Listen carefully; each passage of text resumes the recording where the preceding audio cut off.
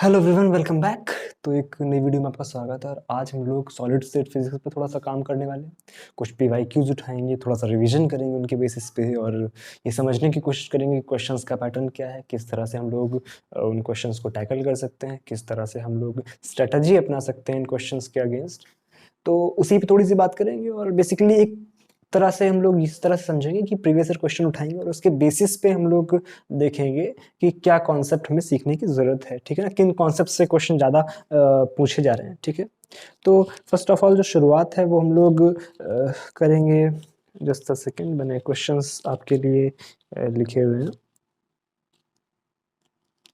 ठीक है, तो फर्स्ट ऑफ ऑल जो एक क्वेश्चन है वो ये है कि 2019 का एक प्रीवियस ईयर क्वेश्चन ही है, यहाँ से हम लोग शुरुआत करेंगे। ठीक है, क्वेश्चन में बोला गया आपसे कि sodium exhibits body centred cubic crystal structure. Sodium जो है वो बॉडी सेंटर्ड क्यूबिक, ठीक है ना, बीसीसी स्ट्रक्चर है उसका, और उसकी एटॉमिक रेडियस जो है दैट इज 186 नैनोमीटर।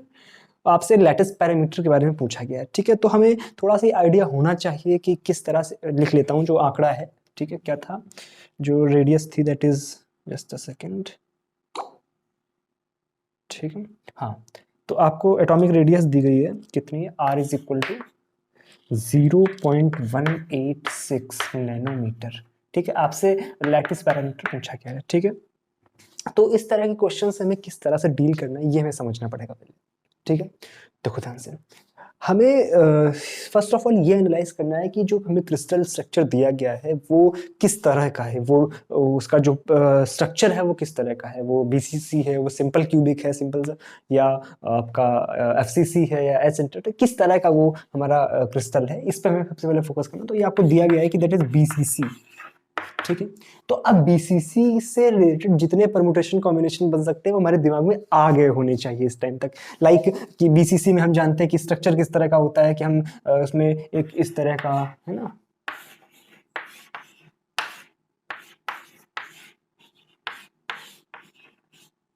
ठीक है,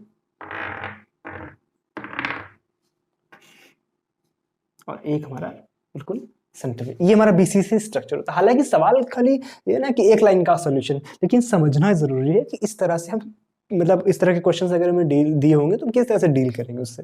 ठीक है, तो ये हमारे पास इस तरह का स्ट्रक्चर होता है। ये भी जानते हैं हमारे पास जो एक तरह से देखा जाए जो इसका फ्रंट व्यू दिखता है वो कुछ इस तरह से दिखता है हमारे पास।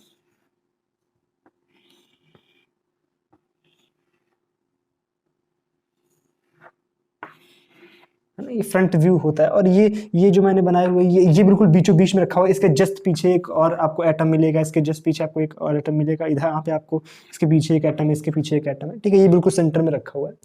तो एक्चुअली हम लोग करते क्या है, ठीक है, क्योंकि ये ये ये तीनों एटम्स जो होते हैं वो आपस में चिपके हुए होते हैं। मतलब इसका इस कोने वाला, ये पीछे वाला। ठीक है ना, समझने की कोशिश करना कि लाइक अगर अपन रूम से समझे तो रूम का एक बिल्कुल इस तरफ का कोना और एक बिल्कुल नीचे का कोना, बीच में एक एटम रखा हुआ है इस तरह से। ठीक है, तो यहाँ पर जो इसकी रेडियस है दैट इज आर। ठीक है, सारे जो एटम्स हैं उनकी रेडियस आर है, तो ये तीनों आपस में जुड़े हुए होते हैं। ठीक है ना, इस तरह से।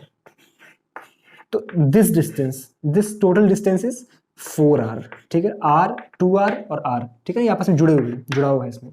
तो 4r डिस्टेंस जो है, इसमें 4r डिस्टेंस में कितने हमारी जो ये जो लेंथ है वो कितनी कवर हो रही है। तो फर्स्ट ऑफ ऑल हमें ये पता होता है कि जो भी लैटिस पैरामीटर होता है, लैटिस पैरामीटर का मतलब होता है कि जो हमारी एक क्यूब की जो लेंथ है उसकी लंबाई जो होती है उसको लैटिस पैरामीटर बोलते हैं। तो ये हमारी ए होती है।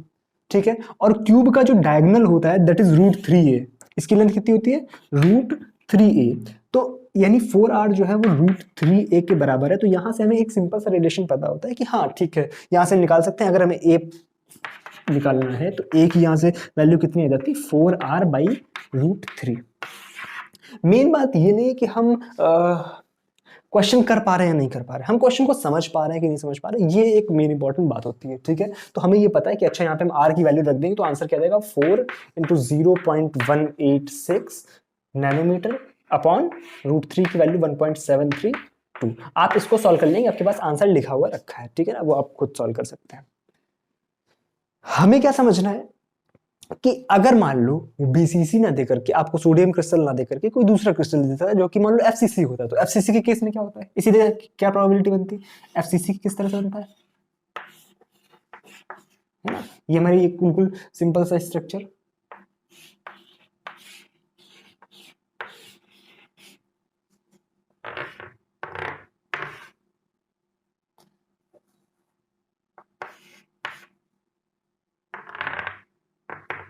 ठीक है, हर फेस पे एक एटम होता है। ठीक है, ये हमारा एफसीसी क्रिस्टल बनता है। और अगर सामने से देखा जाए तो हमें ये एटम ही दिखेगा। ठीक है, और ये जो तीनों एटम्स होते हैं सामने से देखने पर, ठीक है ना, ये आपके ऐसे समझना। ठीक है ना, एक डब्बे से आप समझ सकते हो, एक डब्बा मेरे पास, जस्ट अ सेकेंड, देखो ध्यान से, हमारे पास एक ये डिब्बा है। ठीक है, कुछ खास ठीक क्यूब शेप में लगभग है, काफी तरह से स्पीकर का जो भी डिब्बा है। ठीक है, तो ऐसे समझो इसको कि हमारे पास एक एटम इस कॉर्नर पे, एक इस पे, सारे कॉर्नर्स पे तो एटम लगे हुए हैं सब पे, और दूसरी बात सबके फेसेस पे एटम है, इस तरह से, इस तरह से सब दिख रहा है, ये एटम्स लगे हुए हैं। आई होप अच्छा विजुअलाइज हो रहा होगा इससे, कोई बचा? ठीक है, इस तरह से। तो अब जाहिर सी बात है, एक एटम हमारे पास यहाँ लगा हुआ है, ये यहाँ पे एक एटम होगा। ठीक है, एक एटम यहाँ पर होगा, एक एटम यहाँ पर होगा, और एक एटम यहाँ पर होगा। इसी तरह से आप एक ब्लैक में बनाने की कोशिश करते हैं ताकि आपको अच्छे से विजुअलाइज हो, इस तरह से, है ना। ये एटम यहाँ, ये पूरा एटम है ना, तो इस वजह से मैंने सिर्फ 1/4 बनाया है इस क्यूब के लिए, जो इस क्यूब के हिस्से में आ रहा होगा, इस तरह से, है ना, इस तरह से, इस तरह से कुछ कुछ। तो ये तीनों एटम्स आपस में कनेक्टेड हैं, दिस डिस्टेंस, ये डिस्टेंस हमारी कितनी है, ये हमारी एक क्यूब का, सॉरी एक हमारे स्क्वायर का डायगोनल है, this distance is 4, sorry √2a, है ना। ये डिस्टेंस हमारी कितनी होती है, √2a, और इसमें कितनी रेडियस आ रही है हमारी, तो ये 2r डिस्टेंस दिख रहा है, ये 2r डिस्टेंस, ये r और ये r, तो टोटल यहां से यहां तक कितनी होगी, 4r डिस्टेंस, यहां से यहां तक कितना हो गया हमारे पास, 4r। तो ये रिलेशन हमारा बन जाता है एफसीसी की केस में, सिंपल सी बात है ना। तो इस तरह से अगर हमें कोई भी क्रिस्टल दिया हो, मान लो हमारे पास सिंपल क्यूबिक दिया हुआ है, मान लो हमारे पास सिंपल क्यूबिक दिया हुआ है, इसको रख देता हूं। तो सिंपल क्यूबिक के केस में क्या होगा हमारे पास, ये देखो ध्यान से, ये तो बिल्कुल आसान सी बात है ना।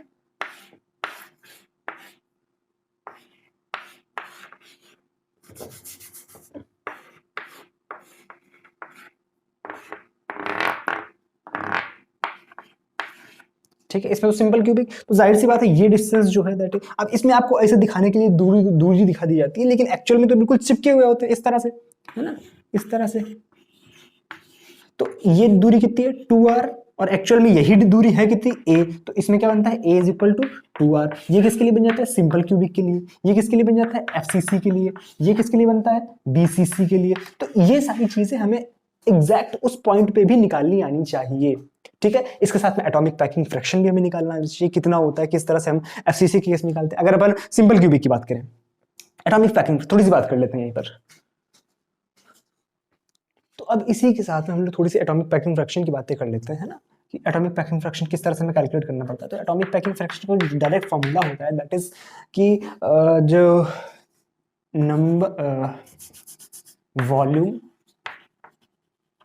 Enclosed bye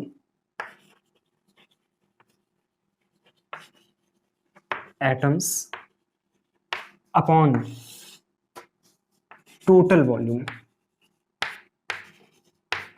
of unit cell. इसमें लिख सकते हैं total volume enclosed by atoms in unit cell. ठीक है, यूनिट सेल में जो भी हमारे total effective number of atoms हैं उनके द्वारा जो वॉल्यूम इनक्लोज किया जा रहा है अपॉन में टोटल वॉल्यूम। लाइक अगर हम सिंपल क्यूबिक की बात करें, है ना, सॉरी,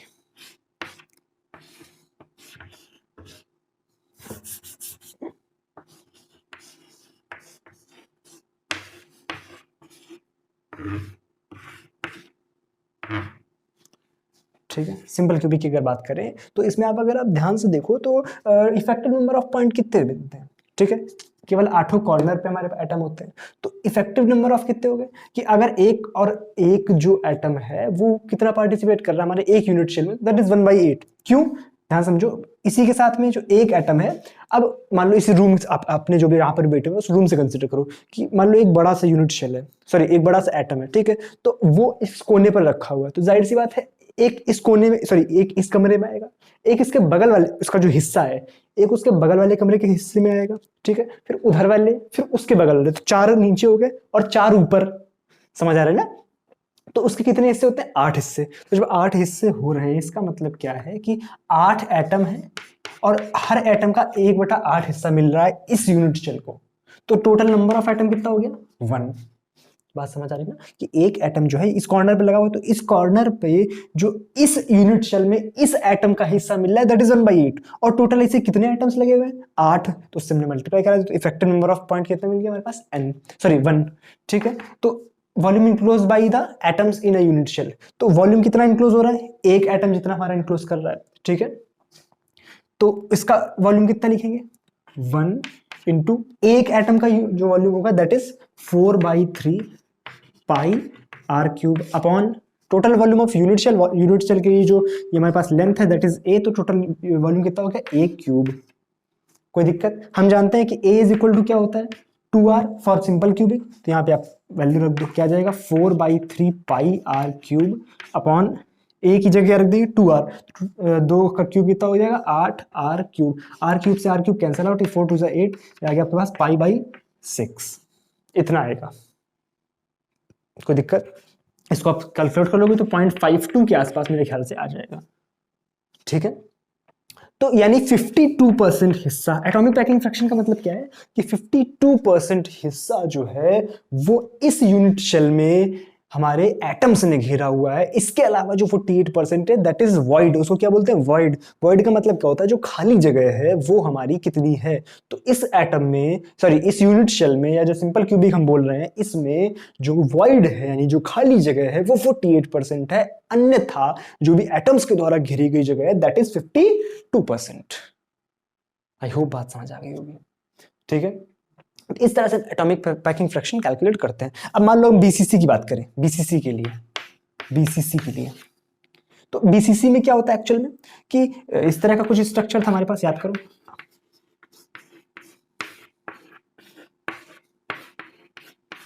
है ना, एक बीच में रखा होता है। तो टोटल इसमें नंबर ऑफ एटम्स कितने होते हैं हमारे पास? टोटल जो नंबर ऑफ एटम्स हैं दैट इज 8 तो कॉर्नर में है, तो 8 इंटू 1/8 ये तो होगा नहीं, 1 तो है ही कॉर्नर वाला, और एक अंदर भी है +1, तो total effective number of point कितने हो गए? 2। तो इसके लिए क्या आ जाएगा हमारे पास? इधर कर रहा हूं, 2 इंटू एक एटम का वॉल्यूम कितना है? 4/3 pi are cube upon total volume कितना है? ए क्यूब। और बीसीसी के लिए जो हमारा ए का रिलेशन होता है आर के साथ that is equal to √3 a is equal to 4r होता है ना, तो a इज इक्वल टू क्या आ गया? 4r/√3, ठीक है। रख दो यहां पर, क्या आ जाएगा? 4 चको 16 चको 64 r³/3√3, ठीक है। r³ से r³ कैंसल आउट हो गया, ये आपका जो भी कैलकुलेट करके आ जाए, ठीक है ना। आप इसको कैलकुलेट करके खुद लिख सकते हो। तो इसका जो आंसर आता है दैट इज 0.74%, सॉरी 68%, मेरे ख्याल से मैं सही कर रहा हूँ, है ना। इसको आप कैलकुलेट कर लो कितना आता है ये, कौन सा है? बीसीसी, 68%, ठीक है, हाँ 68% होता है। तो 0.68 का मतलब 68% निकल रहा है, यानी इसमें जो 68% जगह है वो हमारे एटम्स ने घेरी हुई है, और बची हुई हमारी 32% जगह जो है वो खाली स्थान है। इसका मतलब वो वॉइड है। क्या है? वॉइड। बात क्लियर है तक, ठीक है। अब अगर एफसीसी की बात करें, एफसीसी के केस में क्या होता है? एफसीसी के लिए क्या करेंगे? इफेक्टिव नंबर ऑफ पॉइंट्स, उसमें क्या होता है? देखो ध्यान से समझो, समझो। 8 तो कॉर्नर पे होते हैं, यानी 8 इंटू 1/8 तो होना ही होना है। उसके अलावा होते हैं 6 फेसेस। कितनी फेसेस? 6 फेसेस, ठीक है। तो 6 फेस हैं, और हर फेस पे एटम लगा हुआ है, और वो एटम, आधा एटम इस वाले कमरे में आ रहा है और आधा एटम उस वाले कमरे में, यानी वो दोनों जगह रोशनी फैला रहा है। इसे एलईडी समझ लो, जो इसका आधा हिस्सा इस कमरे में आ रहा हो, यानी इस दीवार पे आधा एटम दिख रहा होगा और आधा उस तरफ से दिख रहा होगा, यानी 1/2, 1/2 यानी 1/2 जो एटम है वो एक फेस की वजह से आ रहा है।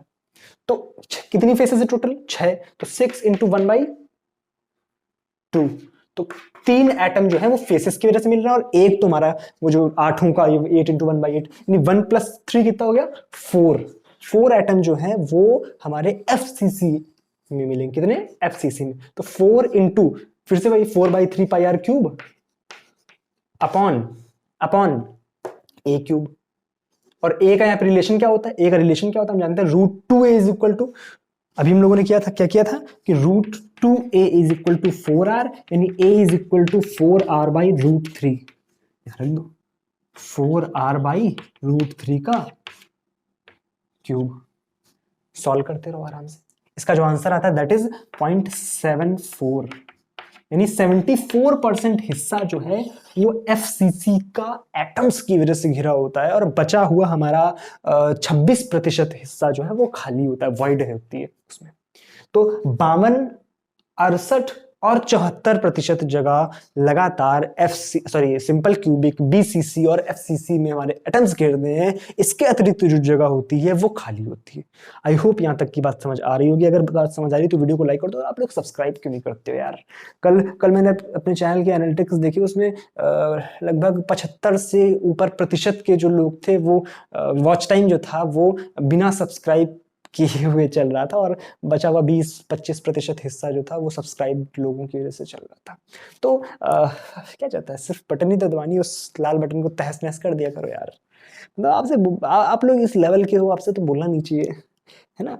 तो आप समझदार हो, तो अगर आप लाभ उठा रहे हो तो शायद आपके एक सब्सक्रिप्शन की वजह से सामने वाले का कुछ मोटिवेशन, जाहिर सी बात है अभी सिर्फ मोटिवेशन से ही मुझे जो है थोड़ा काम करने की प्रेरणा मिलती है ना? तो आपका कुछ नहीं जाता है, सिर्फ एक बटन दबाना होता है, मुझे मोटिवेशन मिलती है अगला वीडियो बनाने के लिए। समझदार हो बाकी, ठीक है? तो आई होप यहाँ तक की बात समझ आ गई। अब अगली बात करते हैं, फिर से कोई क्वेश्चन उठाते हैं, थोड़ा सा टॉपिक डिस्कशन करते हैं और, ठीक है? चलो नोट करो इसको। तो अब अगले क्वेश्चन की तरफ बढ़ते हैं, थोड़ा सा कॉन्सेप्ट यहाँ से सीखने का प्रयास करेंगे, है ना? क्वेश्चन आप में आपसे बोला गया है कि the X-ray diffraction pattern recorded for a simple cubic solid, ठीक है? आपको एक सिंपल क्यूबिक सॉलिड दिया हुआ है, उसके लिए डिफ्रैक्शन पैटर्न आपसे बोला गया है कि नोट किया जा रहा है, जिसके लिए लैटिस पैरामीटर ए की वैल्यू 1 एंगस्ट्रॉम है। सिंपल क्यूबिक स्ट्रक्चर है हमारे पास और आपसे बोल रहा है कि the first order diffraction peak would appear from the planes. किस प्लेन से जो फर्स्ट डिफ्रैक्शन पीक है वो बनेगी? आपको 4 ऑप्शन दिए गए हैं, 100, 112, 210 और 220, ठीक है? बात बहुत जरा सी है, एक सेकंड में आंसर लगाने वाला यहाँ पे सवाल है, लेकिन थोड़ा सा समझ के करते हैं और हम लोग इसके बेसिस पे जो कॉन्सेप्ट है उसको समझने का प्रयास करते हैं। आपसे बोल रहा है कि डिफ्रैक्शन पीक जो बनेगी वो कौन से प्लेन से बनेगी? इनका क्या मतलब होता है आपको पता होगा, आपने सीखा जरूर होगा। इनको क्या बोलते हैं हम लोग? Miller indices. क्या बोलते हैं? मिलर इंडिसेस, ठीक है? इनको हम लोग किससे डिनोट करते हैं? HKL। ध्यान रखना कोई कॉमा नहीं होता इनके बीच में, ठीक है? HKL, ये हमारी H की वैल्यू होती है, ये K की वैल्यू होती है, ये हमारी L की वैल्यू होती है। क्या रिप्रेजेंट करते हैं मिलर इंडिसेस? ये रिप्रेजेंट करते हैं प्लेन्स को, ठीक है? किसको रिप्रेजेंट करते हैं? प्लेन्स को। तो ये एक प्लेन को रिप्रेजेंट कर रहा है। किस तरह से रिप्रेजेंट करता है? इसका भी एक हमारे पास फॉर्मूला है, H/K/L = A/OA ratio B/OB ratio C/OC, ठीक है? यहाँ पे ABC क्या है? ABC जो है हमारे लैटिस पैरामीटर्स हैं। क्या है? ABC क्या है हमारे पास? लैटिस पैरामीटर्स हैं, ठीक है? अर्थात अगर जिस प्लेन के बारे में हमें HKL की जानकारी अगर हमें पता है, हमें HKL की वैल्यू पता है, ठीक है? तो यहां से हम ये आइडिया लगाते हैं कि OA, OB और OC क्या है हमारे, ठीक है? OA, OB, OC क्या है?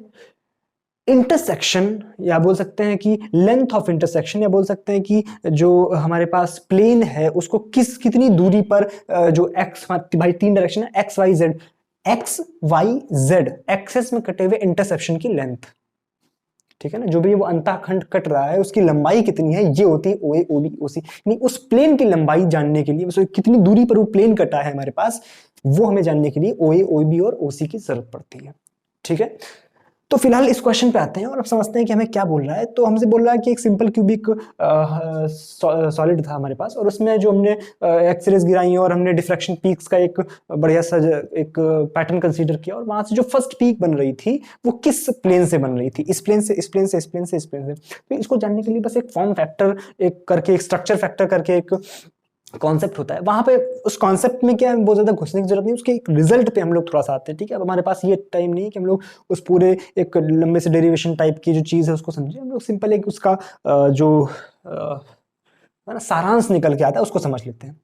उसके हिसाब से हम लोग क्या करते हैं कि अगर हमारे पास तीन तरह के सॉलिड्स दिए जा सकते हैं generally, S simple cubic, BCC और एफसीसी।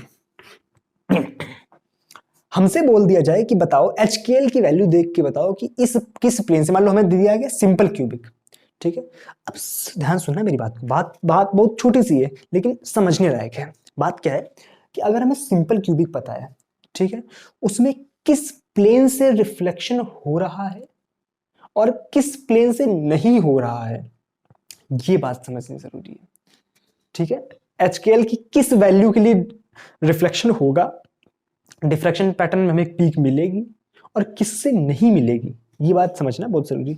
तो सिंपल क्यूबिक के लिए HKL की कोई भी वैल्यू हमें डिफ्रैक्शन पीक दे देती है, ध्यान रखने वाली बात। BCC के लिए HKL में एक संबंध होना चाहिए, H plus K plus L अगर है तो हमें वैल्यू, अगर इसकी इवन मिल रही है तो वहां से हमको डिफ्रैक्शन पीक मिलेगी। राइट का मतलब क्या है, डिफ्रैक्शन पीक मिल रही है। और अगर HKL की वैल्यू H प्लस के प्लस एल, HKL की नहीं, H प्लस के प्लस एल की वैल्यू ऑड आ रही है तो वहां से कोई डिफ्रैक्शन पीक नहीं मिलेगी। FCC के केस में अगर HKL तीनों इवन है या तीनों ऑड है तो हमें डिफ्रैक्शन पीक मिलेगी, अदरवाइज नो। बात समझ आ गई यहां से। अर्थात हम यहां पे कौन सा दिया गया है, सिंपल क्यूबिक। तो सिंपल क्यूबिक में कोई भी वैल्यू हमारी पीक देती है HKL की। इसका मतलब क्या है कि इसमें जो फर्स्ट पीक की बात करी गई है, फर्स्ट पीक किसकी, फर्स्ट पीक, तो पहला प्लेन ही फर्स्ट पीक दे देगा आपको। तो पहला प्लेन कौन सा दिख रहा है, 1 0 0, इससे पहले आपको कोई नहीं मिलेगा। ठीक है ना, इसमें 1 1 2 आ रहा है, इसमें 1 2 2 1 0 2 2 0, तो इसमें हमें 2 आ रहा है। हमें सिंपल पहला प्लेन कहां पे मिल जाएगा, 1 0 0, ये हमारा फर्स्ट प्लेन होगा जहां से हमको डिफ्रैक्शन पैटर्न में जो पहली पीक है वो मिल जाएगी। मान लो यहां पे आपको सिंपल क्यूबिक ना देकर, इसका आंसर आ चुका है, ठीक है ना, फर्स्ट है। अब मान लो हमें BCC दे दिया गया तो ऑप्शंस यही होते, तो आप कौन सा ऑप्शन चूज करते, देखो ध्यान से। HKL का समेशन अगर इवन आ रहा है, जिस प्लेन से मिनिमम इवन आ रहा है वही प्लेन पहला प्लेन कंसीडर कर लेंगे। ये 2 1 1 जोड़ो, 2 1 3 1 4 4 आया, इवन है मतलब 4 आ रहा है। इसमें 1 0 0 ऑड आ रहा है, 2 1 0 3 ऑड आ रहा है, 2 2 0 4। यानी अगर ये क्वेश्चन आपका BCC के लिए पूछा गया होता तो ये और ये, हाँ, लेकिन फर्स्ट पीक की बात करी जाए तो इनमें से कोई भी आंसर नहीं होगा, क्योंकि इससे पहले भी हमें मिलेगा कुछ इस तरह की वैल्यू 1 1 0। यहां पे देखो जोड़ने पर कितना आ रहा है, 2, अर्थात यहीं से हमें पहली पीक मिलेगी। तो अगर फर्स्ट पीक नहीं बोला गया होता तो इन चारों ऑप्शंस में से ये दोनों ऑप्शन करेक्ट होते, लेकिन अगर फर्स्ट पीक बोला गया तो इनमें से कोई भी करेक्ट ऑप्शन नहीं है। करेक्ट ऑप्शन क्या होता है, 1 1 0 एंड 2 0 0। बात समझ आई। मान ले FCC दिया होता, ध्यान से देख, FCC दिया होता, तीनों ऑड या तीनों इवन चूज करने हैं, आंसर क्या होता हमारा, ये वाला। इनमें से बाकी किसी में भी केवल इवन या केवल ऑड नहीं है, सब में कॉम्बिनेशंस दिए हुए, तुम्हारा ऑप्शन क्या हो जाएगा, ये वाला FCC के केस में। फर्स्ट पीक होगा या नहीं होगा ये नहीं बोल रहा, फर्स्ट पीक तो कहां पे बनेगी, 2 0 0 पे। क्यों, कि पहला कॉम्बिनेशन है 2 0 0 और 1 1 नहीं 1 1 0 भी नहीं, हाँ 2 0 0 बनेगा। उसके बाद क्या बनेगा, 1 1 1। आई होप ये बात समझ आ रही है, बात समझ आ रही ना, पक्का। 100%? कोई दिक्कत? अगर कोई दिक्कत आ रही तो कमेंट सेक्शन में जरूर लिख देना। कमेंट सेक्शन किसके लिए है? आपके लिए। मैं किसके लिए हूँ? आपके लिए। ठीक है, अब लाइक बटन। ठीक है, कोई दिक्कत? पक्का? चलो, संकोच नहीं करना, जो भी हो आराम से लिख देना। ठीक है, चलो उतारो इसको। तो थोड़ा सा डिस्कशन और कर लेते हैं हम लोग मिलर इंडिसेस के ही एक क्वेश्चन पे। ठीक है, वो भी 2019 का ही क्वेश्चन है। ठीक है, तो क्वेश्चन में इस तरह से बोला गया है कि आपको which of the following crystallographic planes represent 101 Miller indices of the cubic cell. आपसे बोल रहा है कि 101 ये हमें मिलर इंडिसेस दिए गए, HKL की वैल्यू दी गई है। ठीक है, आपको 4 प्लेन्स के ऑप्शन दिए गए, मतलब 4 फिगर्स दिए हुए। ठीक है, आपसे बोल रहा कौन सा इस प्लेन को रिप्रेजेंट करता है, तो हम जाहिर सी बात है इसको बना देते हैं और ऑप्शन मैच हो जाएगा हमारे पास। ठीक है, कोई दिक्कत नहीं भाई, बना देते हैं, आ जाओ। ये क्या है? HKL की वैल्यू। तो हम एक एक को कंसीडर करते हैं, इस तरह से करते हैं। देखो ध्यान से, A/OA है। ठीक है, तो यहां से हमें क्या करना है कि A/OA, ठीक है, इज इक्वल टू हालांकि लगाना उतना उचित नहीं, चलो कोई बात नहीं। आप लोग सोचोगे कि नहीं गणित के तरह से हम लोग थोड़ा सा गलत करें, लेकिन यहाँ पे शॉर्ट ट्रिक्स तरह से आप समझ सकते हो कि डायरेक्ट यहाँ पे HKL की वैल्यू ऐसे उठा लो, OA.OB.OC।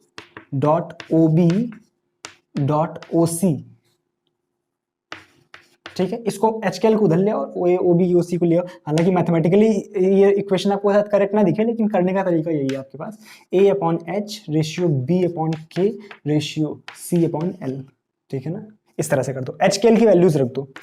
A/H की वैल्यू कितनी है? 1 रेशियो B/K की वैल्यू कितनी है? 0 रेशियो C/L की वैल्यू कितनी है? 1। यानी हमारे पास क्या आ गया? A ratio infinity ratio C। यानी जो प्लेन्स काट, ये क्या है? इंटरसेक्शंस के रेशियो। यानी जो x एक्सेस पे काटेगा वो x पे A पे काटेगा, यानी बिल्कुल एंड पे। ठीक है, B पे यानी y पे कहां काटेगा? इंफिनिटी पे, यानी काटेगा ही नहीं, उसके पैरेलल चलेगा। और C पे वो हमारा डायरेक्ट एंड पे काट देगा जाके। अच्छा भाई, चलो बना लेते हैं।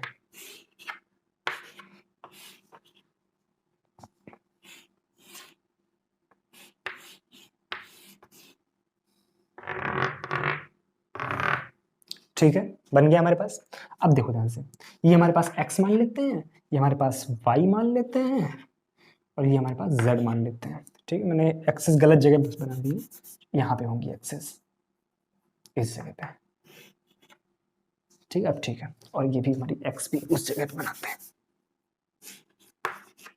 ठीक है, अब देखो ध्यान से, x पे कहां पे काट रहा है? A पर, यानी x पर कहां काटेगा? इस जगह पर।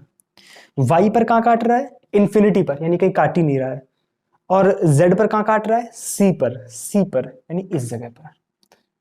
ठीक है, तो ये भी तो A है और ये भी C, यानी प्लेन जो है y एक्सिस के पैरेलल जाएगा। y कहां पर था? सॉरी, मैंने कुछ गड़बड़ कर दिया ना। ये इधर साइड इन्फिनिटी, z पर काट रहा है, z पर काट रहा है। ठीक है ना, z पर काट रहा है। कुछ गड़बड़ है? नहीं ना? पक्का? ठीक है, तो z पर कहां काट रहा है? इस जगह पर।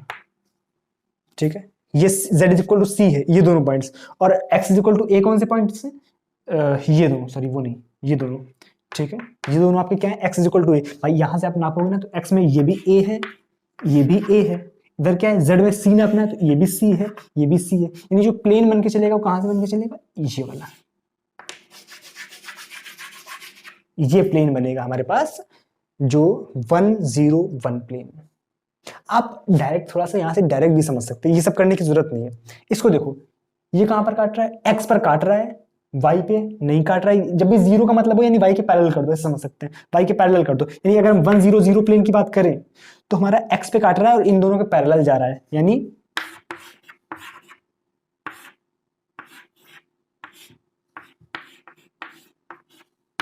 ठीक है, ये मान लो x, इधर कर लेते हैं, ये मान लो x, ये y, ये z।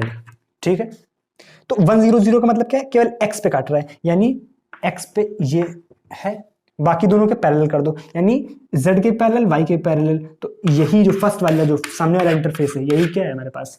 100 प्लेन। ठीक है। तो इस तरह से आपको प्लेन्स ड्रॉ करना आना चाहिए। अगर कोई प्रॉब्लम आ रही है अभी भी समझने में, विजुअलाइजेशन करने में, तो आप नीचे कमेंट सेक्शन में बताएं, ठीक है। मैं थोड़ा सा अगले वीडियो में और एक्सप्लेन कर दूंगा। और अगर आप इसमें सॉलिड स्टेट फिजिक्स में मैंने काफ़ी चीज़ें आज मतलब काफ़ी क्या एक तरह से कुछ टॉपिक्स को मैंने कवर करने की कोशिश करी। अगर आप चाहते हैं कि मैं और टॉपिक्स की बात करूँ थोड़ा सा, कि जो आप स्पेसिफिक टॉपिक चाहते हैं कि नहीं ये टॉपिक आप ज़्यादा बता दो, इस पर थोड़ी सी कन्फ्यूजन होता है या प्रॉब्लम आती है, तो आप वो नीचे कमेंट सेक्शन में लिख दें, ठीक है। मैंने 2-3 टॉपिक्स इस तरह के उठाए जहाँ से क्वेश्चंस बन रहे थे और क्वेश्चंस को मैंने डिस्कस किया, उसके बेसिस पे मैंने कॉन्सेप्ट्स को डिस्कस किया, ठीक है। तो कोई प्रॉब्लम हो तो नीचे कमेंट सेक्शन खुला हुआ है, और नहीं है तो अपनी थोड़ी सी जो भी भावना है वो लिख सकते हो, सजेशंस लिख सकते हो, अपने थॉट्स लिख सकते हो, ठीक है। प्यार मोहब्बत छोड़ के बाकी सब कुछ लिख दो, मतलब प्यार मेरे लिए लिख सकते हो, ठीक है ना, ये नहीं कि ठीक। तो चलो अब मिलेंगे अगले वीडियो में, तब तक के लिए thank you so much, bye bye.